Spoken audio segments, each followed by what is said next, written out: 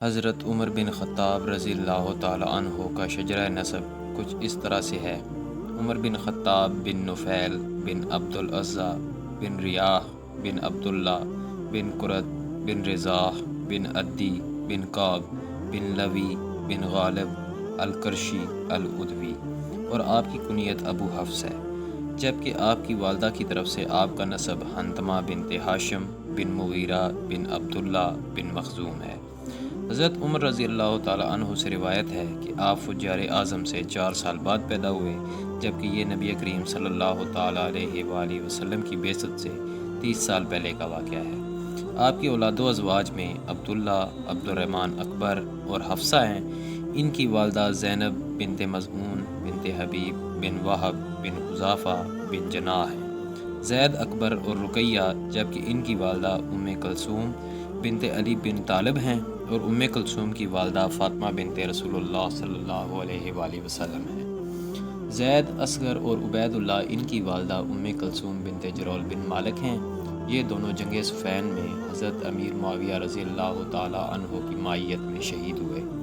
عمر رضی اللہ تعالیٰ عنہ کے مسلمان ہو جانے کی وجہ سے عمر رضی اللہ تعالیٰ عنہ اور ام کلثوم بنت جرول میں علیحدگی ہو گئی۔ قاسم کی والدہ کا نام جمیلہ بنت ثابت ہے۔ عبد الرحمن اوسط ابو مجبر ان کی والدہ کا نام لہیہ ام ولد ہے۔ عبد الرحمن اصغر ان کی والدہ ام ولد ہیں۔ فاطمہ کی والدہ ام حکیم بنت حارث بن حشام ہیں۔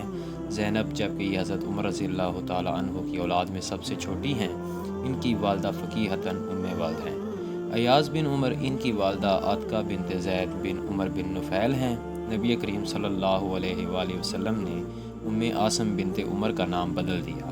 ان کا نام آسیہ تھا۔ آپ صلی اللہ علیہ وآلہ وسلم نے فرمایا، نہیں بلکہ آپ جمیلہ ہیں۔ حضرت عمر رضی اللہ تعالیٰ عنہ کا گھر دامن کو میں تھا۔ دور جاہلیت میں اس پہاڑ کا نام العاقر تھا۔ بنو عدی بن کعب کے گھر اسی پہاڑ پر ہی واقع تھے۔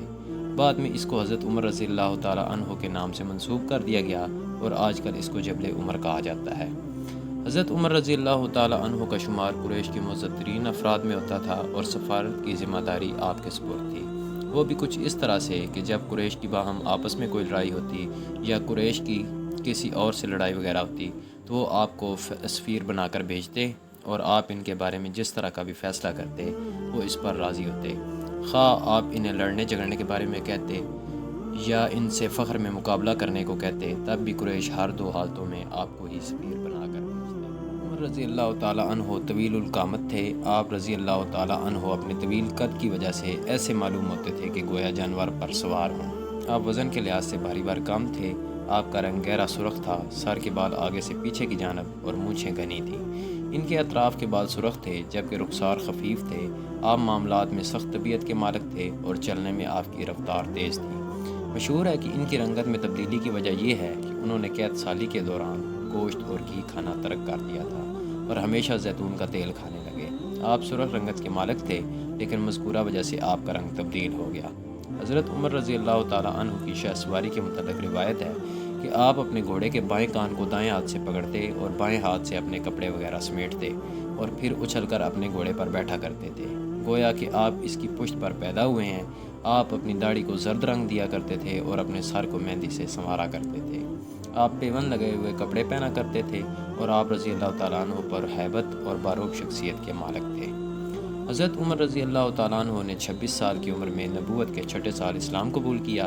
ابن عباس رضی اللہ تعالیٰ عنہ بیان کرتے ہیں کہ جب حضرت عمر رضی اللہ تعالیٰ عنہ نے اسلام قبول کیا تو اس وقت تک کل 39 خواتین و حضرات رسول اللہ صلی اللہ علیہ وآلہ وسلم کے ہاتھوں اسلام قبول کر چکے تھے۔ حضرت عمر رضی اللہ تعالیٰ عنہ کے مسلمان ہو جانے سے یہ تعداد 40 ہو گئی، اور پھر جبرائیل علیہ السلام اللہ تعالیٰ کا فرمان لے کر نازل ہوئے کہ اے نبی صلی اللہ تعالیٰ علیہ وآلہ وسلم، آپ کے لیے اللہ اور وہ مومن جنہوں نے آپ کی اتباع کر لی ہے وہ کافی ہیں۔ نبی رحمت صلی اللہ علیہ وآلہ وسلم دعا کیا کرتے تھے کہ اے اللہ، عمر بن خطاب یا عمر بن حشام میں سے اپنے محبوب تر بندے کے ذریعے اسلام کو تقویت پہنچا، جبکہ عمر بن حشام سے مراد ابو جہل ہے۔ اسامہ بن زید اپنے والد سے اور وہ اپنے دادا اسلم سے روایت کرتے ہیں، عمر بن خطاب نے ہمیں کہا کہ کیا تم پسند کرتے ہو کہ میں تمہیں بتاؤں کہ میں نے اسلام کیسے قبول کیا؟ ہم نے کہا جی ہاں۔ انہوں نے فرمایا، میں رسول اللہ صلی اللہ علیہ وآلہ وسلم کا سخت مخالف تھا، میں ایک روز سخت گرمی کے دن دوپہر کے وقت مکہ کے کسی راستے پر تھا۔ اسی اثناء میں قریش کا ایک آدمی مجھے ملا تو اس نے کہا، ابن خطاب کہاں جا رہے ہو؟ تمہارا یہ زوم ہے کہ تم اس طرح کر لو گے، جبکہ صورتحال یہ ہے کہ یہ معاملہ تو تمہارے اپنے گھر تک پہنچ چکا ہے۔ میں نے کہا، وہ کیسے؟ اس نے کہا، تمہاری بہن اسلام قبول کر چکی ہے۔ بس میں غصہ کی حالت میں واپس پلٹا۔ رسول اللہ صلی اللہ علیہ وآلہ وسلم اس طرح کیا کرتے تھے کہ جب کوئی ایک یا دو آدمی اسلام قبول کر لیتے تو انہیں کسی طاقتور شخص کے ساتھ اکٹھا کر دیتے، بس وہ اس کے ساتھ رہتے اور اس کے پاس سے ہی کھانا کھاتے۔ آپ نے میرے بہنوئی کے ساتھ بھی 2 آدمی لگا رکھے تھے، بس جب انہوں نے میری آواز سنی تو وہ جلدی جلدی چھپ گئے اور انہوں نے قصداً یا بھول کر قرآن مجید وہیں چھوڑ دیا۔ میری بہن نے دروازہ کھولا۔ میں نے کہا، اپنی جان کی دشمن، مجھے پتہ چلا ہے کہ تو نے اسلام قبول کر لیا ہے۔ اتنے میں اپنے ہاتھ میں کوئی چیز اٹھاتا ہوں اور اسے مارتا ہوں، جس سے اس کا خون بہنے لگتا ہے۔ جب وہ اپنا خون دیکھتی ہے تو رونے لگتی ہے اور پھر کہتی ہے، ابن خطاب، میں نے بتانا نہیں تھا، لیکن اب بتاتی ہوں کہ میں اسلام قبول کر چکی ہوں۔ بس میں غصے کی حالت میں اندر آیا اور چارپائی پر بیٹھ گیا۔ پھر میں نے دیکھا کہ گھر کے ایک طرف ایک کتاب پڑی ہوئی ہے، تو میں نے کہا، یہ کتاب کون سی ہے؟ مجھے دے دو۔ تو میری بہن نے کہا، میں تمہیں نہیں دوں گی، تم اس کے اہل نہیں ہو، تم جنابت سے غسل کرتے ہو، نہ ہی پاکیزگی اختیار کرتے ہو، جبکہ یہ کتاب ایسی ہے کہ اس کو صرف وہی چھوتے ہیں جو پاک ہیں۔ میں اس سے یہ کتاب مانگتا رہا، حتیٰ کہ اس نے مجھے وہ دے دی تو اس میں لکھا ہوا تھا، شروع اللہ کے نام سے جو بہت مہربان نہایت رحم کرنے والا ہے۔ جب میں نے الرحمن الرحیم پڑھا تو میں خوفزدہ ہو گیا اور صحیفہ میرے ہاتھ سے گر گیا۔ پھر میں نے دوبارہ اسے پڑھا تو اس میں تھا، تمام مخلوق جو آسمانوں میں ہے اور جو زمین میں ہے سب اللہ کی تسبیح بیان کرتی ہے اور وہ زبردست حکمت والا ہے۔ میں جب بھی اللہ عز و جل کا کوئی نام پڑھتا تو میں خوفزدہ ہو جاتا، پھر میں حوصلہ کر کے دوبارہ پڑھنے لگتا، حتیٰ کہ میں یہاں تک پہنچ گیا، تم اللہ اور اس کے رسول پر ایمان لاؤ اور اس مال میں سے جس کا اس نے تمہیں جانشین بنایا ہے اس کی راہ میں خرچ کرو۔ پھر تم میں سے جو لوگ ایمان لائے اور جنہوں نے اس کی راہ میں خرچ کیا، ان کے لیے بہت بڑا اجر ہے۔ اور تم کو کیا ہوا ہے جو تم اللہ پر ایمان نہیں لاتے اور رسول تم کو بلا رہا ہے کہ تم اپنے رب پر ایمان لاؤ، اور اگر تم کو باور ہو تو وہ اس پر تم سے عہد بھی لے چکا ہے۔ تو میں نے کہا، میں گواہی دیتا ہوں کہ اللہ کے سوا کوئی معبود نہیں ہے، اور میں گواہی دیتا ہوں کہ محمد اللہ کے رسول ہیں۔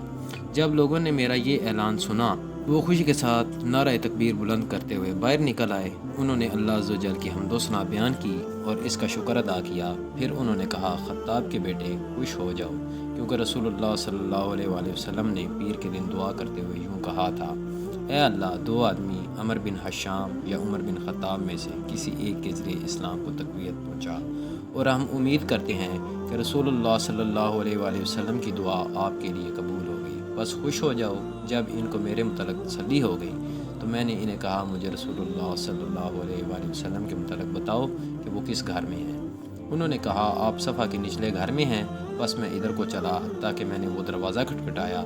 مجھے کہا گیا، کون؟ میں نے کہا، ابن خطاب۔ یہ سن کر کسی کو دروازہ کھولنے کی جرأت نہ ہوئی۔ رسول اللہ صلی اللہ علیہ وآلہ وسلم نے فرمایا، دروازہ کھول دو، کیونکہ اگر اللہ نے اس کے متعلق خیر کا ارادہ فرمایا تو وہ اسے ہدایت سے نوازے گا۔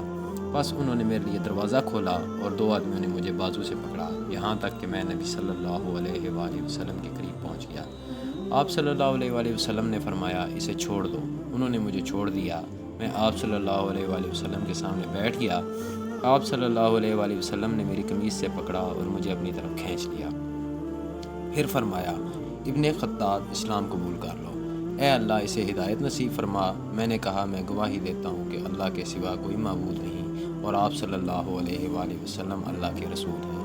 یہ سن کر تمام مسلمانوں نے نعرہ تکبیر بلند کیا، جس سے مکہ کی وادیاں گونج اٹھیں۔ صورتحال یہ تھی کہ جب کوئی شخص اسلام قبول کرتا تو اسے پوشیدہ رکھا جاتا، اور اگر اس کے متعلق معلوم ہو جاتا تو میں دیکھتا کہ اسے اذیتیں پہنچائی جاتی ہیں۔ جب میں نے یہ صورتحال دیکھی تو میں نے کہا، میں بھی یہی چاہتا ہوں کہ جن حالات سے مسلمان دوچار ہیں میں بھی انہی حالات سے دوچار ہو جاؤں گا۔ بس میں اپنے ماموں کے گھر گیا۔